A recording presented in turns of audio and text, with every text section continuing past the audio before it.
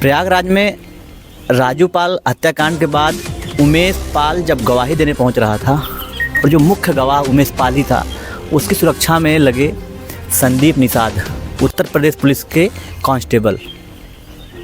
उस दौरान गोलीबारी हुई और अतीक अहमद के ऊपर आरोप जाता है कि उसके गुर्गे ने मारने की कोशिश की और उसी दौरान कांस्टेबल संदीप निषाद भी शहीद हो गए। आज हम उनके घर आए हैं। सरकारें, लोग, सहानुभूतियाँ सबकी रहीं शहीद होने के बाद। परिवार की कई मांगें थी और सरकार के जो मंत्री थे या जो भी सरकार के व्यक्ति थे, सब ने सहानुभूति जताई और परिवार की मांग थी कि नौकरी दी जाए और भी परिवार की मांगें थी। और जिस तरीके से अब हालात आप देख रहे हैं घर का, कोई पूछने तक नहीं आया है। चुनाव चल रहा है और चुनाव में नेता किसी भी पार्टी के हों बड़े बड़े दावे करते हैं और इस समय जो सत्ता में पार्टी बैठी है और बताती है कि गरीबों की हम मदद करते हैं, और उस गरीब की मदद नहीं हो रही है जो सरकार की सेवा करते हुए शहीद हो गया। संदीप के पिताजी हैं, उनसे बात करते हैं और जानते हैं कि क्या स्थिति अभी घर की है। चाचा, जब से शहीद हुए घर पे सब आए उसके एक दिन दो दिन बाद, तब से कोई आया अभी तक? अभी तक तो कोई नहीं है। अभी तक कोई नहीं आया।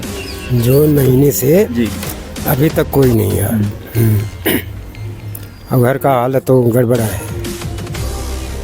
2 नौकरी और आवास, शहीद स्मारक और रोड के लिए मांग थी, कोई काम नहीं।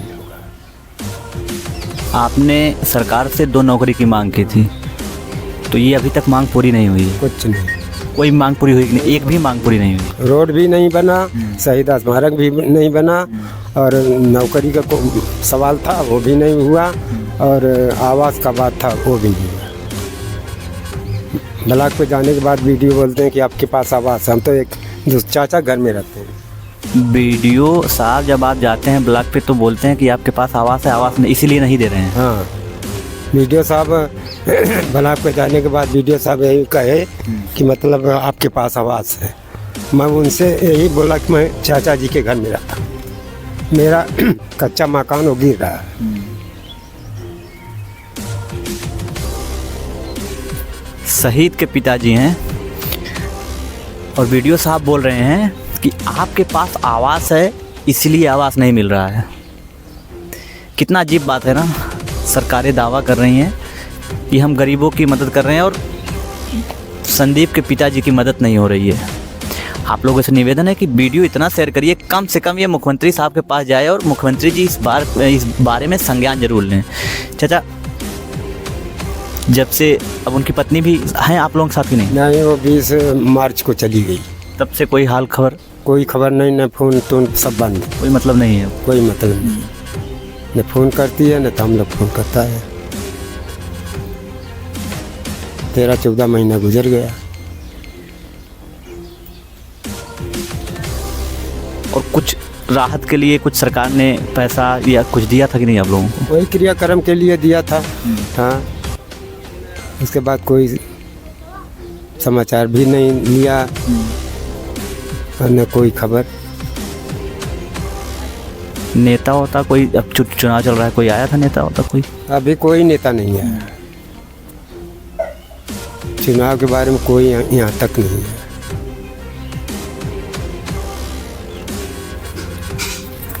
अच्छा, ये जो आपकी क्षतिपूर्ति हुई उसे तो आप पूरा जीवन जब तक आप रहेंगे दुख होगा और ये तो कोई पूरा नहीं कर सकता, लेकिन जिस तरीके से आपने मांग की सरकार से, क्या अभी आप चाहते हैं कि चुनाव चल रहा है, नेता अगर आ रहा है कोई, खासकर बीजेपी का, क्योंकि सत्ता में बीजेपी पार्टी है, तो क्या आप मांग रखेंगे अभी फिर से आप जिस तरीके से? मांग वही करेगा। 2 नौकरी, शहीद स्मारक, आवास, रोड का यही मांग थी। कभी भी किसी सरकारी कर्मचारी का या बड़े अधिकारियों का कभी भी लखनऊ से या कहीं से फ़ोन आया? लखनऊ से फ़ोन आया था अक्टूबर में। हम लोग को बुलाया गया। हम लोग वहाँ गया परिवार सहित। हम लोग को कहीं दूसरी जगह रख दिया।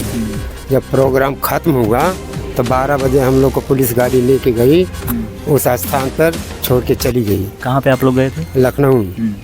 तो वहाँ से हम लोग भाड़े की गाड़ी करके घर आया। यहाँ से आप लोग आपको लेके गई पुलिस पुलिस नहीं ले गई, हम लोग भाड़े की गाड़ी लिया।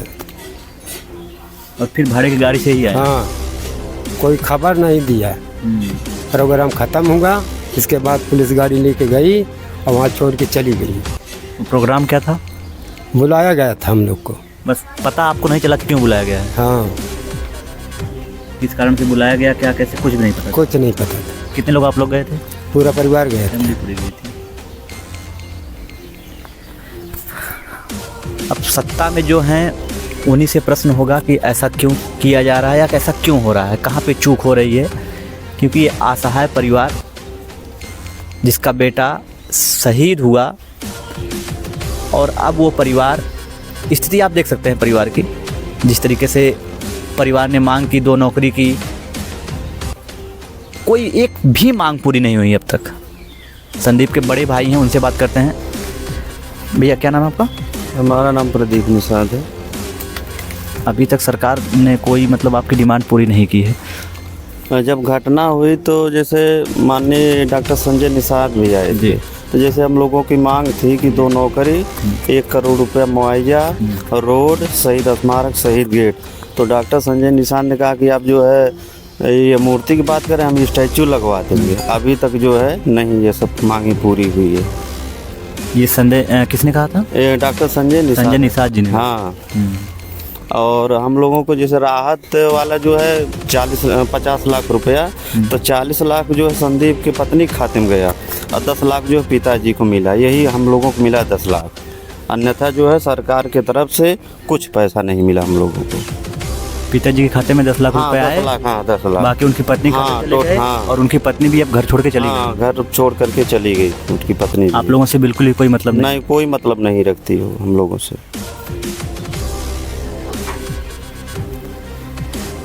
अब क्या कहा जाए इसको? मतलब हम लोग जब 21 अक्टूबर को बुलाया गया था, तो वहाँ जो है लखनऊ से जो कोई अधिकारी फ़ोन किया था कि आप लोगों को पूरा माननीय मुख्यमंत्री जी ने बुलाया है। हम जो है इलाहाबाद थे तो उसमें आए। इसके बाद जो है एक रिश्तेदार की गाड़ी लगभग 6000 में जो है हम लोग भाड़ा करके गए। तो वहाँ जो है पुलिस लाइन में हम लोग जो वहाँ रहे, टंट घंट लग रहा था कि इसलिए बुलाया गया था कि जैसे सम्मानित किया जाएगा परिवार वालों को। लेकिन जो शाम को जो है एक ये सभागार था लगभग 8-10 किलोमीटर दूरी पर पुलिस विभाग का, वहाँ हम लोगों को रखा गया। जब प्रोग्राम ख़त्म हुआ तो पुलिस की गाड़ी आई और पुलिस लाइन में छोड़ करके जो हम लोगों को चली गई। आप लोग प्रोग्राम में सम्मिलित थे? नहीं, हम लोगों को पता ही नहीं चला कि कब तक प्रोग्राम चला, कब क्या हुआ। लगभग 12 बजे के करीब में प्रोग्राम ख़त्म हो गया था।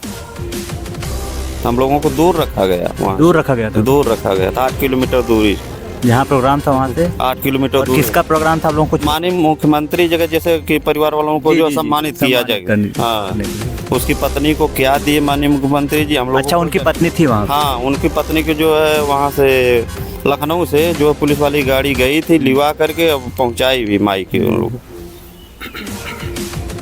लेकिन अभी आप लोगों के पिताजी, आपके पिताजी को कुछ भी मतलब? नहीं, हम लोगों को परिवार को जो है सरकार की तरफ से कुछ लाभ नहीं मिला है। तमाम जैसे नेता आए, आला अधिकारी आए, तो आला अधिकारी का एक भाई जब तक सरकार नहीं चाहेगी तो हम लोग क्या कर सकते हैं। लेकिन जो नेता बीजेपी के तमाम जो आए लोग, लेकिन कुछ सहयोग नहीं मिला हम लोगों को। वही प्रयागराज के करछना विधानसभा के पीयूष रंजन निषाद जी वही आए थे, तो 50,000 रुपया जो है दिए थे और किसी नेता की तरफ से कुछ राहत नहीं मिली। समस्या जटिल है इस परिवार के लिए।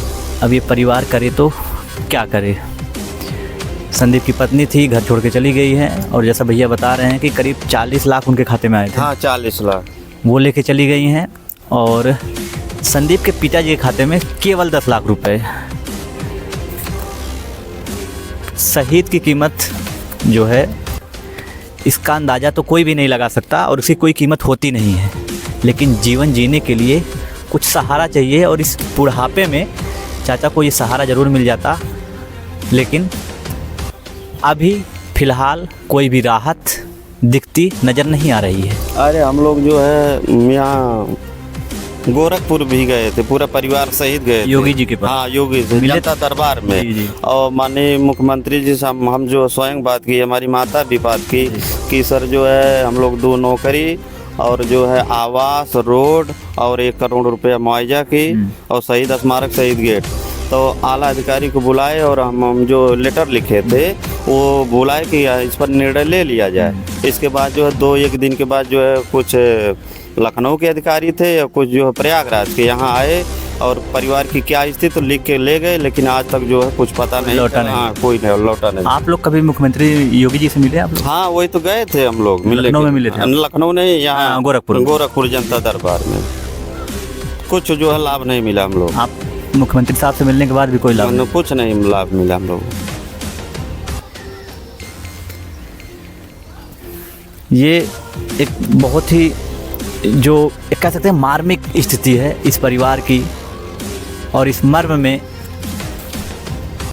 आप भी अगर परिवार का सहयोग करना चाहते हैं और ऐसे जो शहीद हैं जो हमें सुरक्षा देते हैं उनको आप, उनके परिवार की स्थिति को बेहतर करना चाहते हैं तो आप डोनेट कर सकते हैं। भैया का अगर फ़ोन पे आपका नंबर कोई हो तो आप ज़रूर बोल दीजिए। 75 23 97 8002। एक बार और 75 23 97 8002। तो आप इस नंबर पर इन्हें आप हेल्प कर सकते हैं। भैया को डायरेक्ट इनके खाते में पैसा जाएगा। और इस वीडियो को ज़्यादा से ज़्यादा शेयर कीजिए ताकि मुख्यमंत्री जी इस बारे में संज्ञान लें। आप देख रहे हैं सत्यवान समाचार। मैं हूं नीरज, कैमरे के पीछे श्याम। धन्यवाद।